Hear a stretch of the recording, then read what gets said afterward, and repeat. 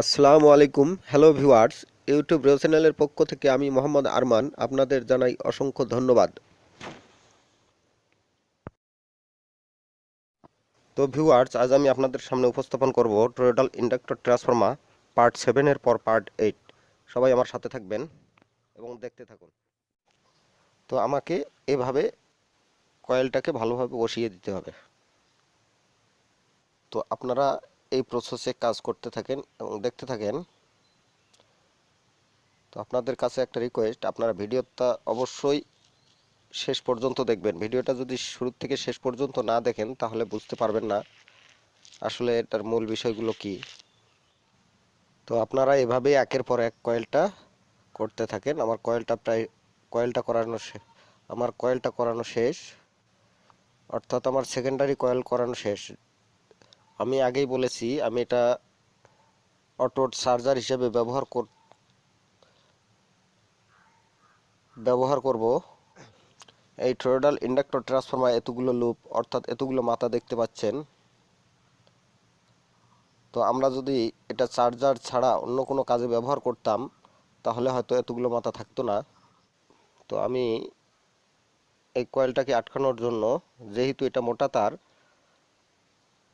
তো আমি সেক্ষেত্রে এই তারটাকে একটা 1 নম্বর এম্পিয়ার টিউব দ্বারা বেঁধে দেব। তো আপনারা দেখেন ঠিক একইভাবে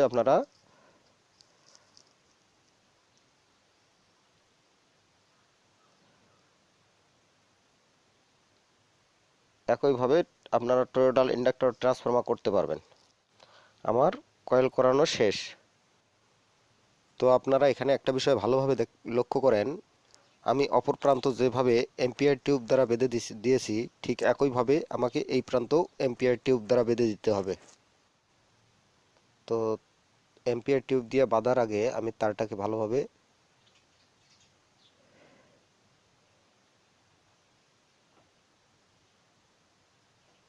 ভালোভাবে সাইজ করে নিতেছি।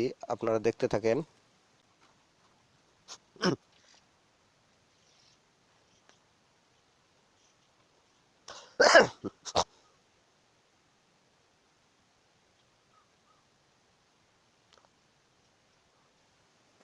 আমাকে আমাকে এভাবে সেকেন্ডারি কয়েলের শুরু এবং শেষ দুই প্রান্ত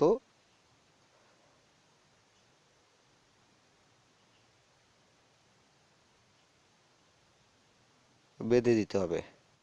তো আমার বাঁধা শেষ। এখন দেখেন আমি যে কাজটা করব, এখন সম্পূর্ণ তার আমি সাইজ করে নেব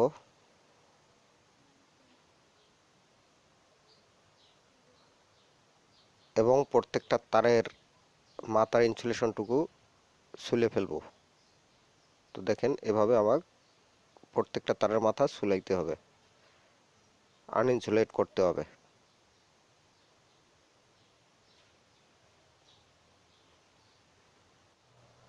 এভাবে একে একে প্রত্যেকটা তারের মাথা আমাকে ছুলে নিতে হবে।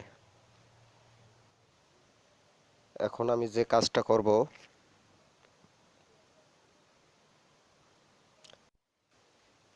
এই টরয়েডাল ইন্ডাক্টর ট্রান্সফরমারতে পাওয়ার ঢুকাবো। পাওয়ার ঢুকানোর পর আমি ভোল্টেজটা মেপে দেখব। তো আপনারা দেখেন আমি ধারাবাহিকভাবে যে কাজটা করতেছি, আপনারা মনোযোগ সহকারে দেখতে থাকেন। আমি টরয়েডাল ইন্ডাক্টর ট্রান্সফরমার শুরুর প্রান্ত এবং শেষ প্রান্তে এসি পাওয়ার তার লাগিয়ে দিলাম।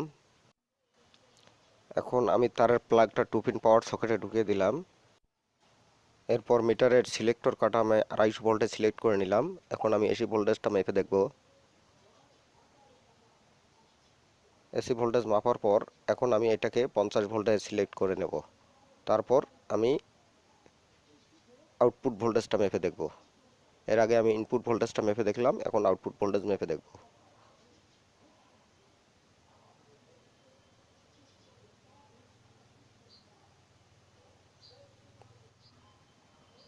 এখন প্লাগটা খুলে ফেললাম।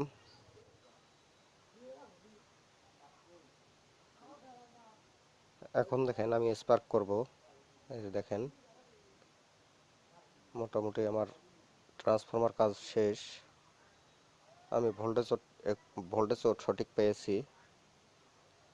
এখন তারগুলো আমি খুলে ফেলবো।